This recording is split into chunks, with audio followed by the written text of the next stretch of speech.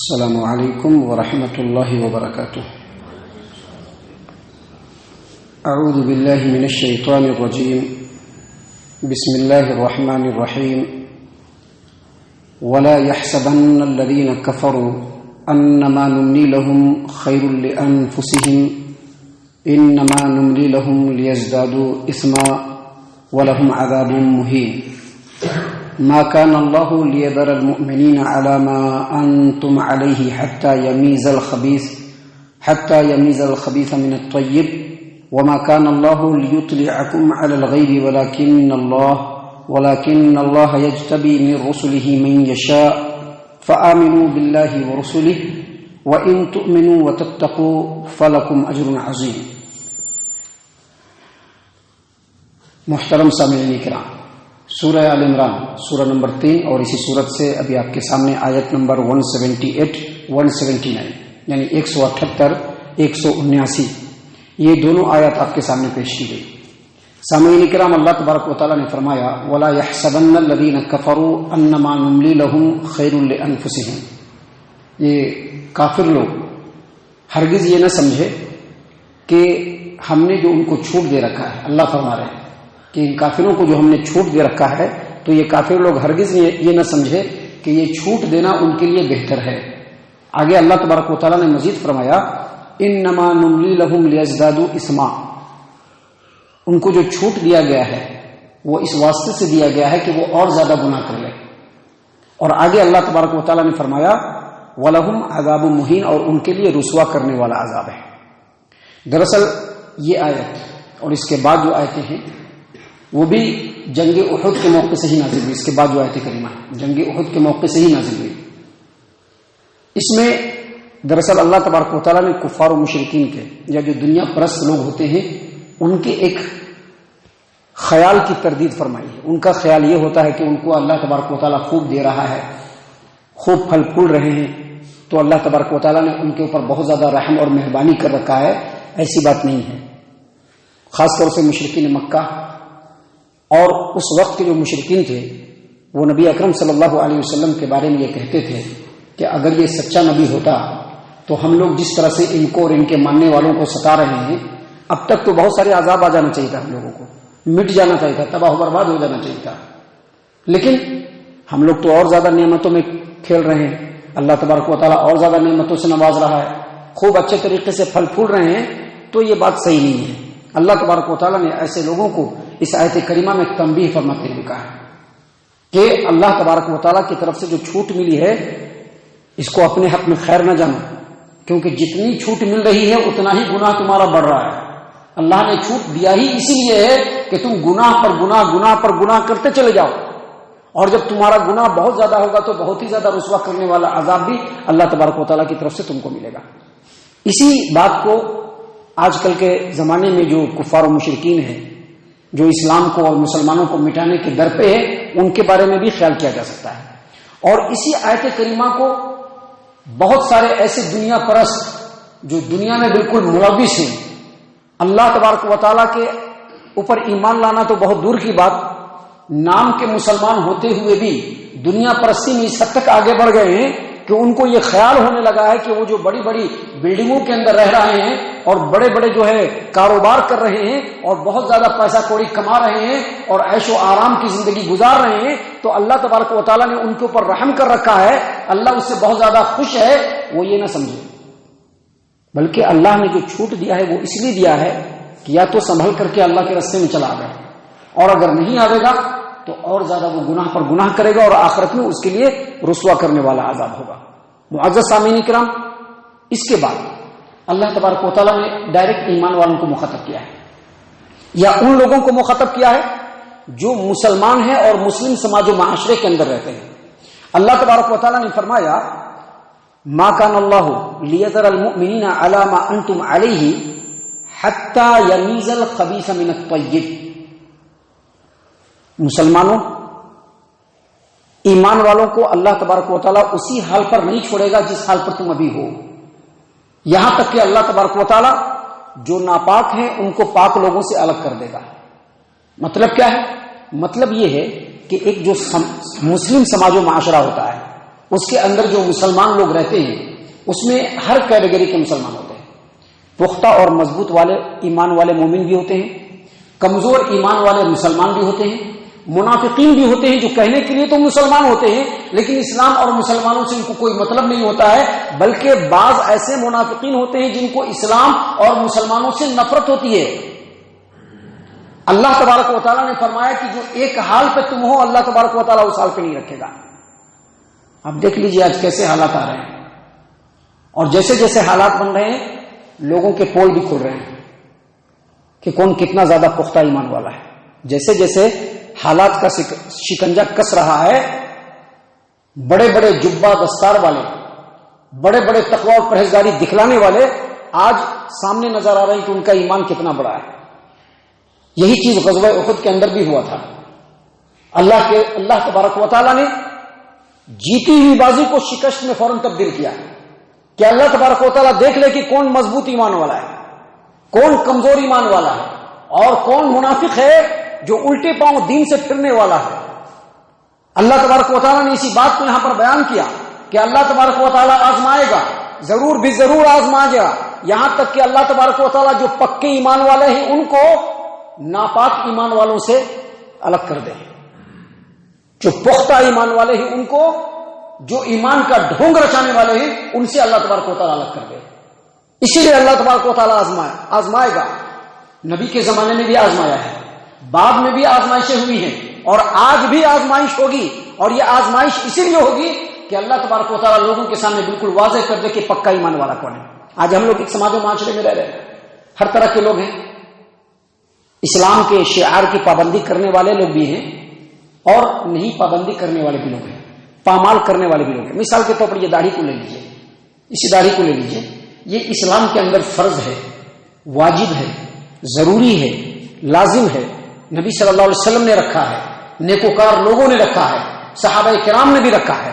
لیکن آج اس داڑھی کو لے کر کے آپ دوسرے لوگوں سے اوپینین لیجیے گا، جو نان مسلم لوگ ہیں، جو ہمارے مخالفین ہیں، ان سے آپ اوپینین لیجیے گا تو وہ ہول اینڈ سول مسلمانوں کا پورا جائزہ لے گا اور کہے گا کہ نہیں یہ ضروری نہیں ہے. کیوں کہے گا ضروری نہیں؟ کیونکہ 10% مسلمان ہی صرف رکھتے ہیں اور 90% مسلمان صفا چٹ کر دیتے ہیں. ہے نا ایسا؟ بات صحیح ہے نا؟ 10% مسلمان رکھتے ہیں، 90% مسلمان صفا چٹ کر دیتے ہیں، یا پھر رکھتے ہیں تو چھوٹا چھوٹا رکھتے ہیں. تو جو غیر لوگ ہوتے ہیں وہ ایمان مسلمانوں کے سماج و معاشرے میں جیسے بھی ایمان والے ہو سب کو ایک ہی استر پہ ہانکتے ہیں وہ کہ یہ سب مسلمان ہیں. لیکن اللہ تبارک و تعالیٰ نے فرمایا کہ جب آزمائش آئے گی تو اس وقت پتہ چل جائے گا کہ کون پکا ایمان والا ہے اور کون پکا ایمان والا نہیں ہے. فار ایگزامپل آج کے زمانے میں ہی لے لیجیے، یہ جو حجاب اور پردے کا معاملہ اٹھا ہے، حجاب اور پردے کا معاملہ شریعت کے اندر قرآن و حدیث کی روشنی میں بالکل واجب اور ضروری ہے کہ ہر مسلمان عورت کو پردہ کرنا ہے اگر وہ بالغ ہو گئی ہو تو. لیکن ہمارے سماج و معاشرے کا حال اس سے الٹ ہے. 10% عورتیں جو ہے وہ پردہ کر رہی ہیں، باقی جو عورتیں ہیں وہ پردہ نہیں کر رہی ہیں، بالکل کھلے عام رہ رہی ہیں. اب لوگوں نے کیا سمجھ رکھا ہے کہ پردہ ضروری نہیں ہے. اللہ نے فرمایا کہ ایسے ہی حالات لائیں گے، ایسے ہی حالات لائیں گے جس میں پکا اور پختہ ایمان والے اور جو ڈھونگ رچانے والے ہیں، جو منافقین ہیں، دونوں الگ الگ ہو جائیں گے. لوگوں کو پتہ چل جائے گا کہ یہ پکا ایمان والا ہے، لوگوں کو پتہ چل جائے گا کہ یہ منافق ہے، ڈھونگ رچانے والا ہے. اللہ نے اسی بات کو یہاں پر بیان فرمایا ہے کہ ما کان اللہ لیذر المؤمنین علی ما انتم علیہ حتی یمیز الخبیث من الطیب. جس حال پر تم لوگ آج ہو اللہ تبارک و تعالیٰ ایمان والوں کو اس حال پر نہیں چھوڑے گا، آزمائے گا یہاں تک کہ اللہ تبارک و تعالیٰ پاک سے ناپاک کو الگ کر دے گا. اور آگے اللہ تبارک و تعالیٰ نے فرمایا وما كان الله ليطلعكم على الغيب ولكن الله يجتبي من رسله من يشاء. اب کون مومن ہے، کون منافق ہے، کون پکا ایمان والا ہے، کون کمزور ایمان والا ہے، اس کو معلوم کرنے کا ایک اور ذریعہ ہے اللہ تبارک و تعالیٰ کا جو علم غیب ہے. اللہ اپنے غیب سے بتا سکتا ہے کہ یہ مومن ہے، یہ منافق ہے، یہ فلاح ہے، یہ چلا ہے، لیکن اللہ کا یہ طریقہ نہیں ہے.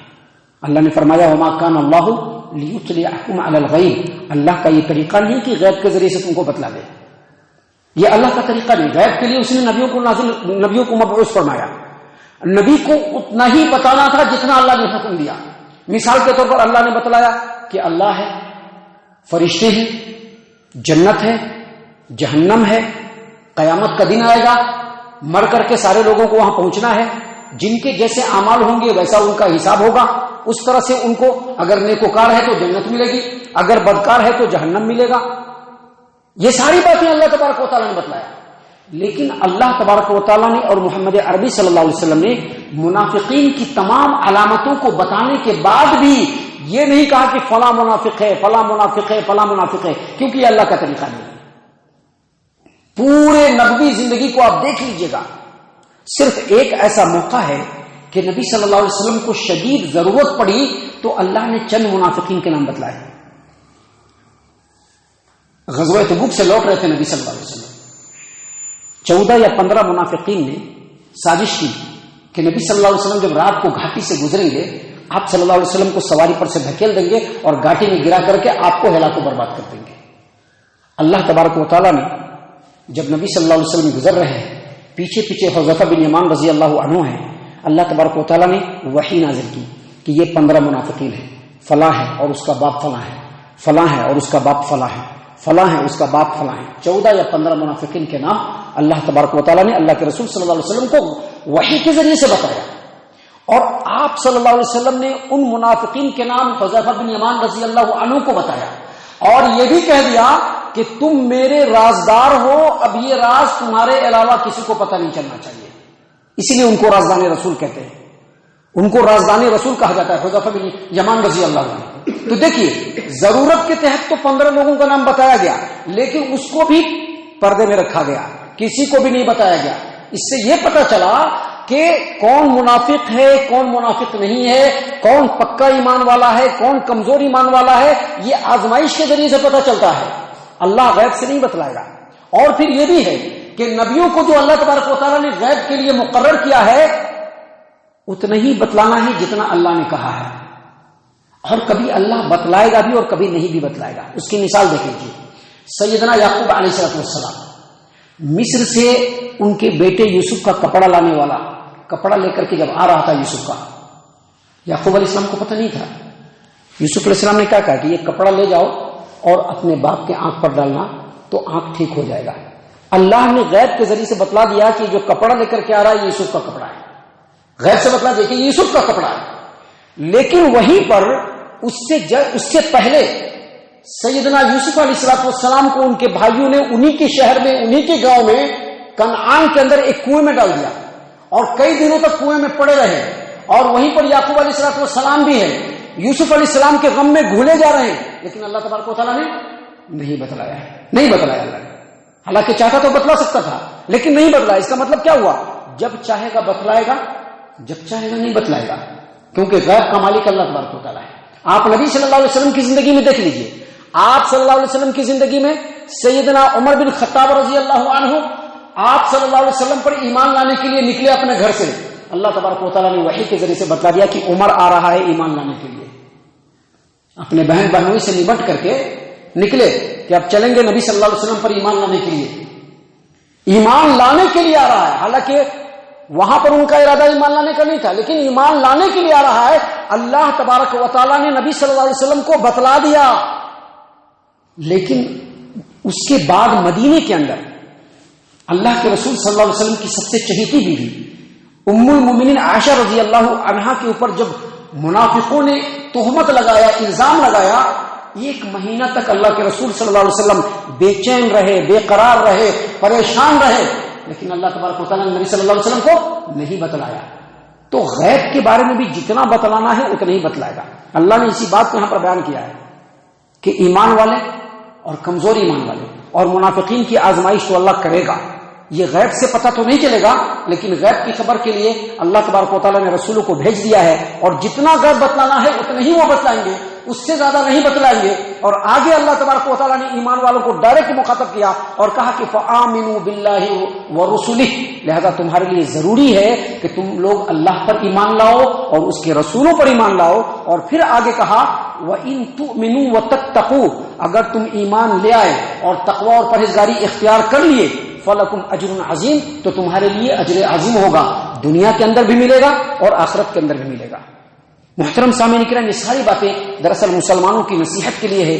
بگڑتے ہوئے بدلتے ہوئے حالات میں مسلمانوں کو کیسا کردار رکھنا ہے، اس کے لیے تمام باتیں اللہ تبارک و تعالیٰ نے بیان فرمائی ہے، جو خالص آج کے ڈیٹ میں بھی ہماری ہدایت و رہنمائی کے لیے اللہ تبارک و تعالیٰ کی طرف سے بہت بڑی نعمت ہے یہ آیتیں۔ اللہ تبارک و تعالیٰ سے ہم دعا کرتے ہیں کہ اللہ تبارک و تعالیٰ ہم تمام کو ان تمام باتوں کے اوپر خوب غور و فکر اور تدبر کرنے کے ساتھ ساتھ ان باتوں کے اوپر عمل کرنے کی توفیق عنایت فرمائے، آمین۔